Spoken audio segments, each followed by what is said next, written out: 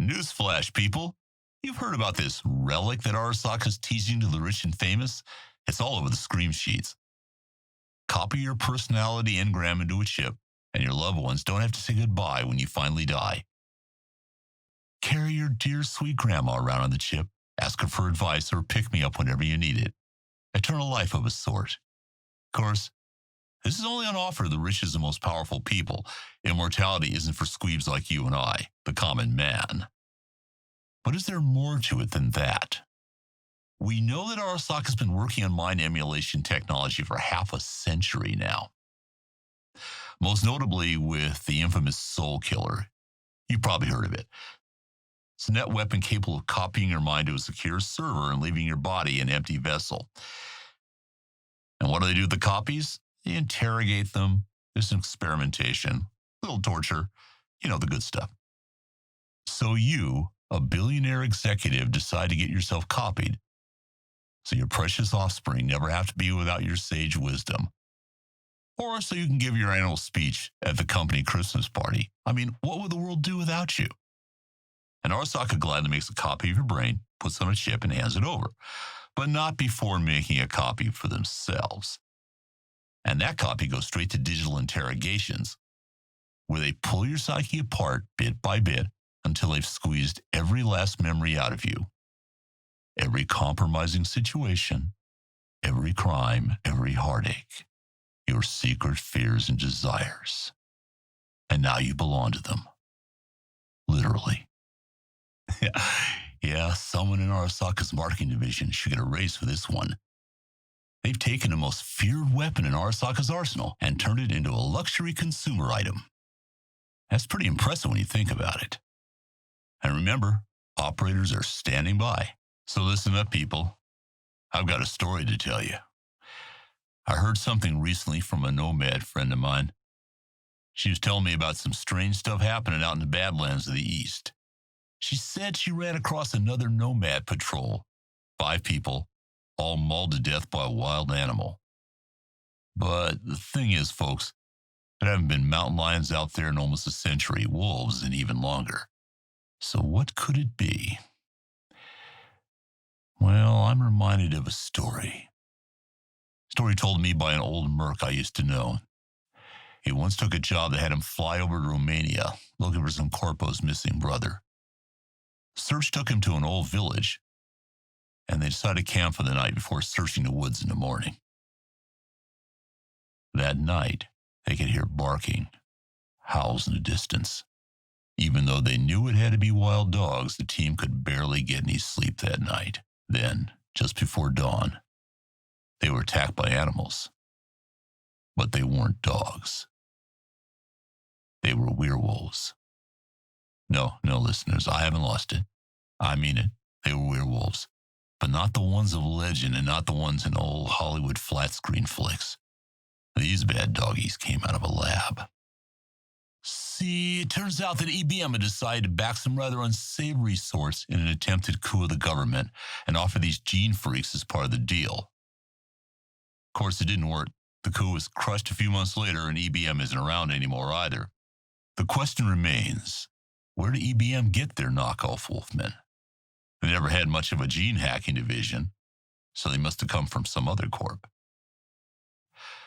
The obvious answer, of course, is Biotechnica, who just happened to own most of the land south of Night City, all the way down to the border. So what do you think, listeners? Is Biotechnica releasing experimental monsters in the Badlands? Maybe those protein farms down there are cover. Something broke out of a lab with a taste for human blood.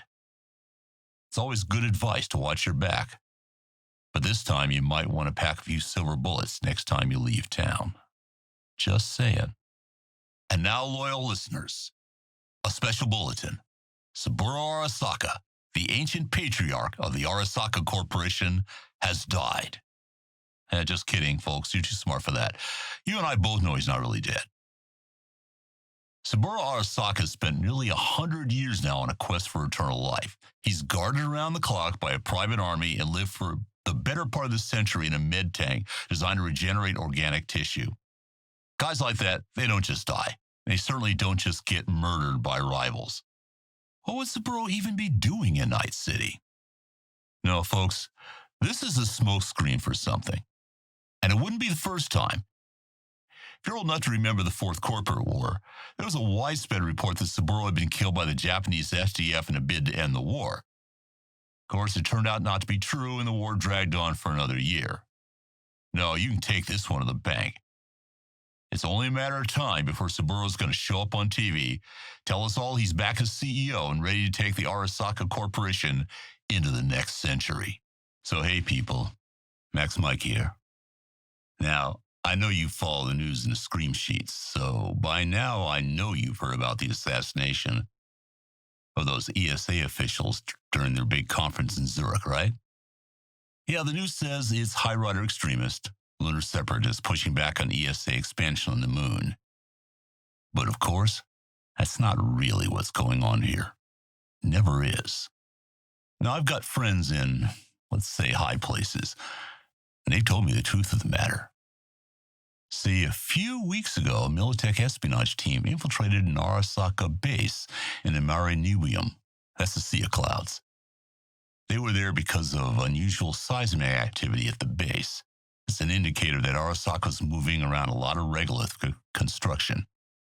For you dirt boys and dirt girls in the audience, let me clarify. Regolith's just a fancy name for moon rocks. So what do they find, you ask? Only a partially completed and totally unauthorized mass driver. That's a big rock thrower. It's really good for getting cargo materials back down to Earth from the moon. And also, as we learned in the last war, it's a great way to drop rocks on cities. So you might not know this, but new mass drivers are strictly regulated by international treaty, and they're prohibited under ESA lunar use contracts. The ESA has the ultimate high ground advantage in any Earth conflict, with their own Tycho and Copernicus mass drivers. And they really don't want anyone else having that same advantage, especially Arasaka. So, my friends in the know tell me that Militech seems to have fed that information about Arasaka's secret mass driver to the ESA committee in advance of Arasaka's upcoming lunar contract renegotiations.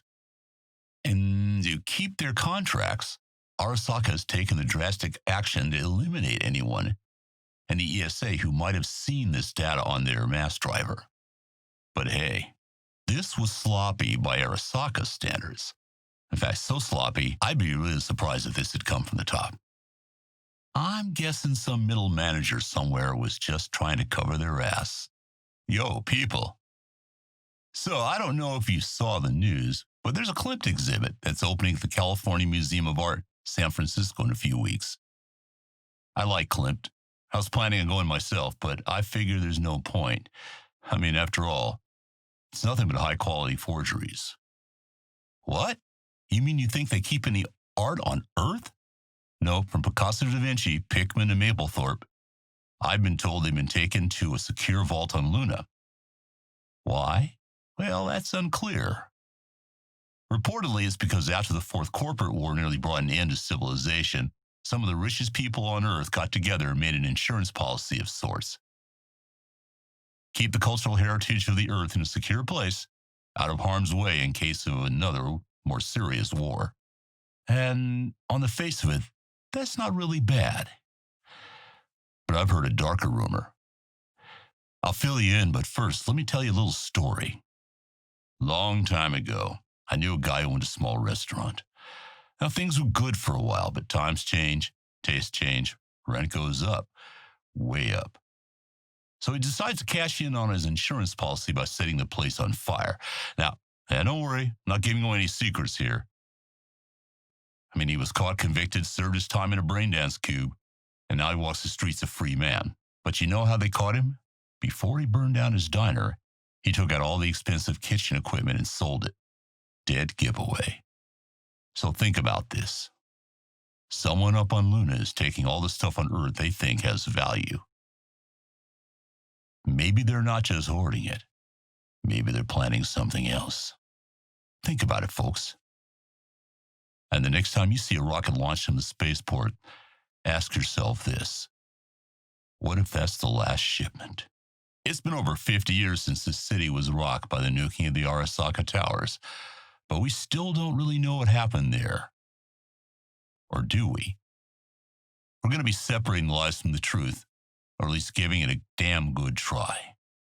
If you listen to the street, as you should, they said old Johnny Silverhand finally took his final revenge on Arasaka. He got together with some of his Edgerunner compatriots and gave Saburo a middle finger so bright it could be seen all the way back to Japan. And where did he get the bomb? You can't exactly buy a pocket nuke at the local gun store, even in Night City. But the people who back this story say he picked it up from the Nomads, who in turn stole it from Militech. Well, we know dear old Johnny led the attack, and I'm pretty sure he saw his revenge. Lord knows he had enough reason to want revenge on Arasaka, but the truth is he didn't come up with a plan and he didn't bring in the nuke. The rest? Well, Johnny, if you're out there, why don't you tell us? So people, it's been over 50 years since this city was rocked by the nuking of the Arasaka towers. But we still don't really know what happened there. Or do we? So what's the truth? All these stories we've discussed, these theories, they hold some truth. But as always, the real story is a lot more complicated. Here's the facts I've been able to dig up. Well, here's my theory. At that point in the war, one of Militech's core advantages was that they held net superiority, and they were about to lose that lead. Militech hired a team of disposable mercs. Some of them, like Johnny, had axes to grind against Arasaka, and were perfectly happy to take the job despite any risks. Militech also supplied the nuke. But the one thing all these versions of the truth leave out is the why. The Night City HQ of Arasaka was home to their net weapons division, and they had developed a new version of the infamous Soul Killer program. Something like that would have turned the tables against Militech and their allies overnight, so Militech needed to make sure it was offline. Why use mercs? Well, the fact is, even today, 50 years later, hardly anyone can agree on what happened that night. When corps get their hands caught in a cookie jar, it's good to have someone else to blame. And any mercs in the audience should be thinking about that before they accept that next corpo contract. So people, listen up. I've got a story to share with you. Recently, I've been hearing about this monk that's been walking around Night City streets, healing the sick, but only those he deems worthy. Some of my listeners seem convinced that it's none other than Raish Bartmoss. Raish Bartmoss. Yeah, you know, the guy, the chief architect of the net, and later its badass destroyer. The rumor has always been he got taken out by a kill sat in the early days of the Fourth Corporate, but no one ever took responsibility for that strike. Is it possible Bartmoss set his creations wild and faked his own death? Did he bring down the net he created because it had turned into another tool the corporations could use to track us and to ultimately completely subjugate us? Think about it. So people, we're going to be talking some good news tonight. We're going to be talking about one of my favorite places, the Pacific Northwest. Since Biotechnica took over there way back during the time of the Red, they've been making a forest grow. The spotted owls are nesting again, and I even heard that Sasquatch is back. And if any of you can get me an interview, I'd really like that. But it's not all paradise, folks. There's something else going on. Ever hear of Armillaria solidipes? Probably not. But it used to be the largest living organism in the world, a single fungal growth that stretched beneath miles of the Oregonian wilderness. And that was just a century ago. Unfortunately, bioplagues, acid rain, and pollution ended that, and the fungus was declared all but dead by the middle of the century. Well, good news for mushroom fanatics everywhere. It's back and better than ever. Biotechnica has made the return of this organism a top priority for their ecological restoration project in the Northwest, and they've got the patent filings to prove it.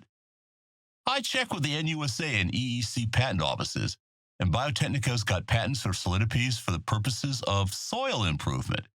Well, that checks out. And biodiversity measurement. Yeah, that makes sense. Hey, but what's this one? Bioinformatic neural simulation. Well, that sounds interesting. I decided this was worth looking into, so I got a friend of mine to get me some satellite images of the area of that fungal restoration. And smack dab in the middle of it is a biotechnical black lab.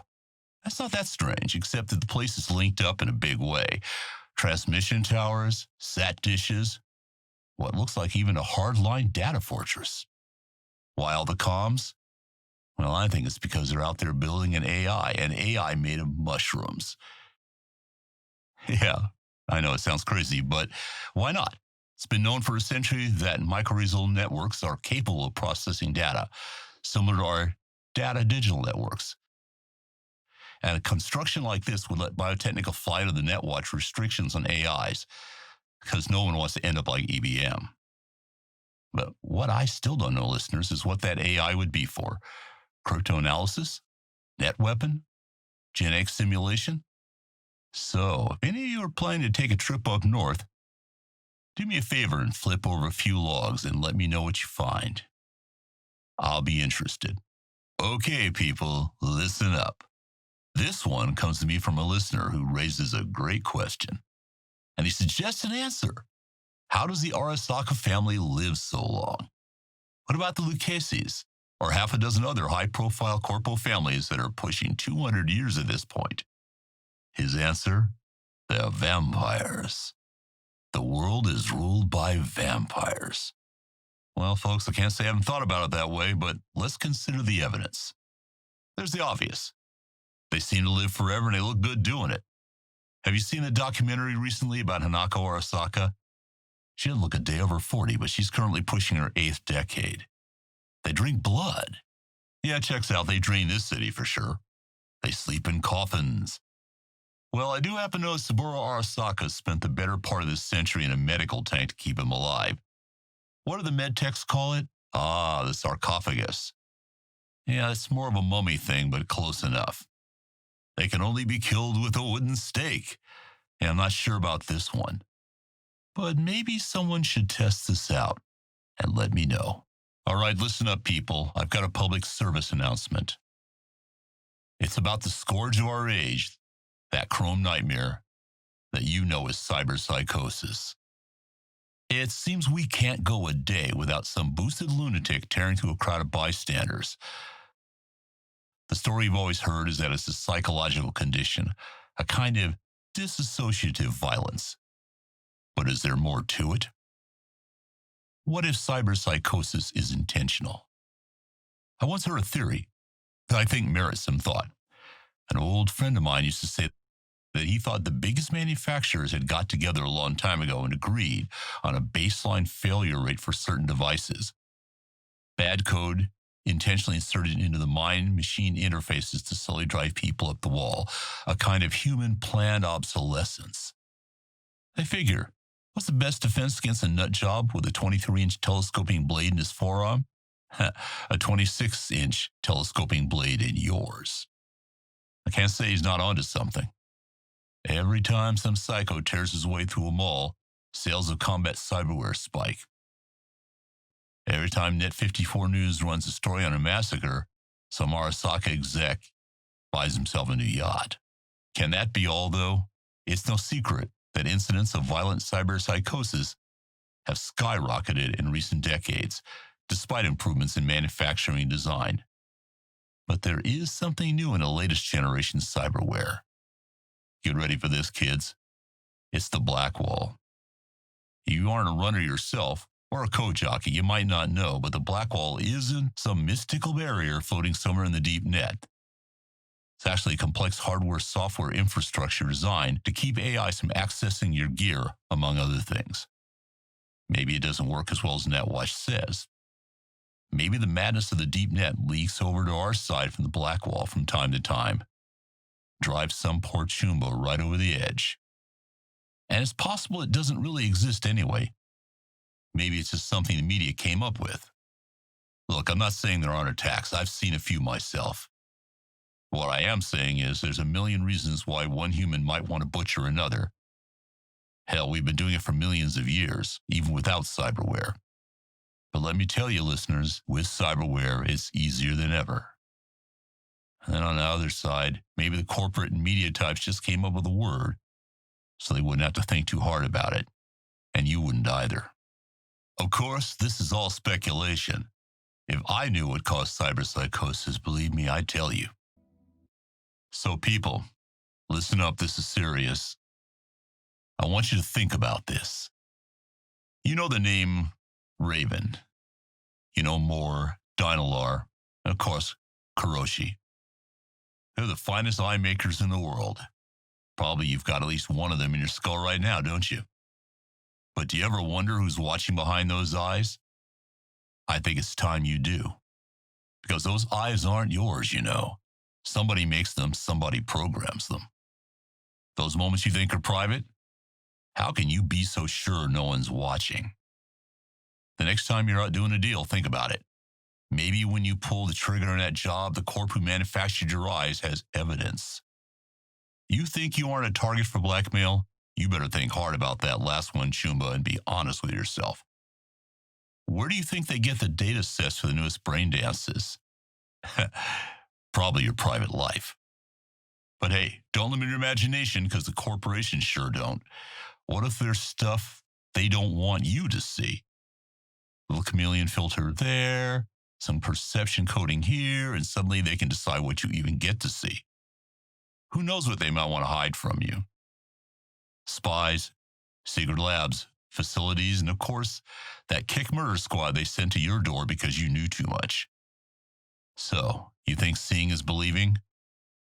Not with these synthetic eyes.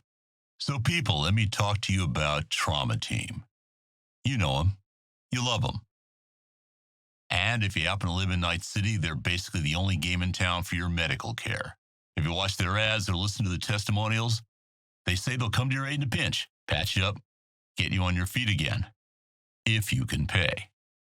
And that's a big if, folks. So what happens if you can't? Turns out our friends at Trauma Team might have a unique collection method. Missed too many payments? You might just find yourself the victim of a debt recovery team. It usually goes like this. So you'll be minding your own business when a helpful Trauma Team rep will approach you and dose you with a quick-acting sedative. After it takes effect, the debt collectors scurry in, load you into one of their specialized transport. No one's going to stop them. After all, they're Trauma Team. You'll first be scanned for cyberware and natural organs. Your body will be compared to a continually updated database listing the prices for aftermarket parts and organs. You owe them 7,000 eddies from the time you fell down the stairs on the way back from the bar, so that's put up against the expected value of your parts. So is that a new Kuroshi eye you have there? Well, that's selling for about $3,000 and that's coming out. Nice heart you have there. Dynalar Cardio X model. Yeah, they'll take that too. Don't worry though, they're not going to let you die. They are doctors after all. No, they'll quickly replace with the cheap knockoff from the USSR they pulled out of a guy who was gut shot in a shootout last week. Yeah, it's probably still good. The Dynalar minus the cost of installing the replacement, well, that's another 3,000 eddies. Yeah, we're getting there. Your liver looks a little damaged from too much drinking, but they can still get a decent K for it. And best part, it's an original. So as long as they don't take the whole thing, it'll grow back. Livers are great like that. You can be like a sheep, constantly shorn again and again and again. So now with your debt repaid, your account back in the black, you're free to go. You wake up with a hangover and feeling kind of strange. But hey, for your trouble, they give you a voucher with a 6-month upgrade from silver membership to gold, and it's at no additional cost. That sounds like a good deal to me. Yeah. How about you? Yo, people. I've got a story to tell you. Maybe a little bit of history. Anybody remember the bozos? They vanished from the city a couple decades back, so maybe you younger listeners won't remember, but clowns once terrorized this place. Yeah, clowns. Really mean clowns. Back in the day, Night City had hundreds of what were called poser gangs. That's a gang where all the members get surgery to look alike, or they get it on some theme like characters from an old TV show, or dead presidents. The bozos were biosculpted to look like circus clowns, and they like to play pranks on people. But then they turned, and the pranks got real nasty. So Why did I bring up the bozos, people? Well, that's because I've got someone for all of you faithful listeners to keep an eye out for. I've got a trusted source on the street that tells me we've got a visitor to our fair city from Brazil. And this guy is something else. He's got a permanent hairdo like a circus clown, and I hear he's even got a big red nose. Supposedly he's some kind of merc or arms dealer, but the rumor is he's also a genetic experiment. But hey, big nose, weird hair, could this guy have something to do with the bozos? Or maybe this guy just left his circus somewhere else. Time's going to tell, listeners, but in the meantime, I'm counting on you to watch out for flying pies that explode. So people, listen up, this is serious. I want you to think about this. You know the name Raven. You know Moore, Dynalar, and of course, Kuroshi. They're the finest eye makers in the world. Probably you've got at least one of them in your skull right now, don't you? But do you ever wonder who's watching behind those eyes? I think it's time you do. Because those eyes aren't yours, you know. Somebody makes them, somebody programs them. Those moments you think are private? How can you be so sure no one's watching? The next time you're out doing a deal, think about it. Maybe when you pull the trigger on that job, the corp who manufactured your eyes has evidence. You think you aren't a target for blackmail? You better think hard about that last one, Chumba, and be honest with yourself. Where do you think they get the data sets for the newest brain dances? Probably your private life. But hey, don't limit your imagination because the corporations sure don't. What if there's stuff they don't want you to see? Little chameleon filter there, some perception coding here, and suddenly they can decide what you even get to see. Who knows what they might want to hide from you? Spies, secret labs, facilities, and of course, that kick murder squad they sent to your door because you knew too much. So, you think seeing is believing? Not with these synthetic eyes. So hey people, listen up, I've got a story to tell. Goes back to an old friend of mine, Netrunner, whose name I can't say on air for reasons of personal and global security. And she once told me that she knew the real origins of the net. This friend, she's been around. She started running back before the data crash, when the deep net was open to all. She survived the crash, dodged the rapids, persevered through the Netwatch purges, and watched the black wall go up with her own virtual eyes, and she's not one to make up fairy tales. So why am I telling you this? I'm telling you this because what she told me seemed unbelievable at first. So she tells me after a bottle and a half of Joe Teal, Mike, she says, the net isn't what it seems. She continued by asking me a question. Why do you think Bartmoss named them demons anyway? Because that's what they are. Raish didn't invent the net. He discovered it. She looked me dead in the eyes and she said, the net is hell. And Bartmoss opened the door. So over the next few hours, she lays out her case. She talked about the similarities between, how did she put it, hyperfractus stratified computational data synthesis and the practices of the legendary Scholomance. She said that Netwatch has its origins in the Vatican and that the Black Wall sings in Aramaic. Now, listeners, you know I'm a skeptical guy. I don't run every rumor I hear despite what my detractors might say. And I might have kept this one to myself if it weren't for the fact that I've known her for ages, and she's not a kook. So what do you folks think? I'd love to hear from some of the runners of my audience. I'm here to listen. Hey people, got something to kick around here. You remember Busan, Korea? Maybe you do. It was in the news because in 2022, it was a city of 4 million people and a site of one of the nastiest fights of the Fourth Corporate War. Now, just a year later, it was a city of 4 million ghosts, the entire population having been exposed and killed off by some unknown disease, which was incredibly rapid and lethal. Whatever it was, the Koreans did contain it, and even today the blockades maintain on that dead city. Or is it? I don't mean the quarantine, that's real enough. Ask anyone who's tried to sneak in. No, I mean the city. Is it really dead?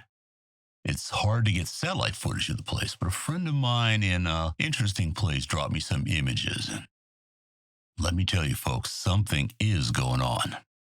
In December last year, fire broke out in the Donye district.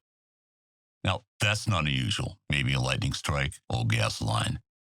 What's strange is that in those satellite images in February of this year, that damage appears to be repaired. Now, the Koreans who maintain the blockade of the city have responded to rumors in the past. They say the city was already one of the most automated in the world before the war turned it into collateral damage.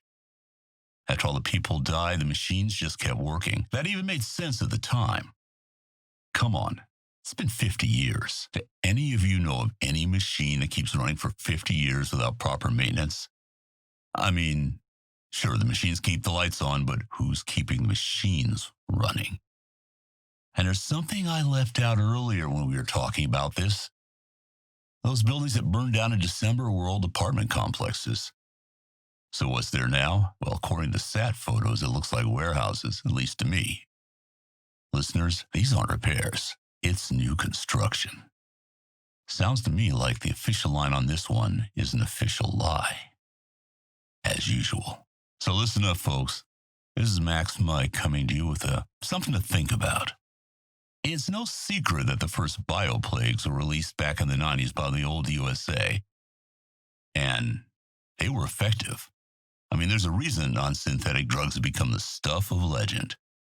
It's pretty hard to make heroin if you drive opium poppies to extinction. But the plagues that came after, the ones that killed off the bananas, most varieties of wheat, or more recently, all the cows, where did those come from? Now, if you listen to the experts, they were naturally occurring mutations of existing diseases brought about by climate change and overcultivation. Yeah, like we've been hearing that for the last 70 years. But here's the truth. There's been an invisible war going on between rival agricorps for decades now. And the casualties? Your food supply. See, this started after Biotechnica developed the formula for mega yeast. That's the primary source of Chew 2, that stuff you put in your car. They learned that if they could control the organism and prevent competitors from growing their own, they could have a total monopoly even without trying to run the refineries themselves. Instead, they just outsourced that work to Petrochem.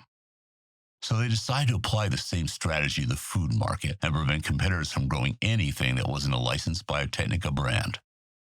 They started making Terminator crops, resistant to the naturally occurring plagues that ravaged North America during the collapse. But if you don't pay a yearly licensing fee, your crop just stops growing the next season. So what came next? Engineered viruses designed to kill anything that wasn't a licensed crop.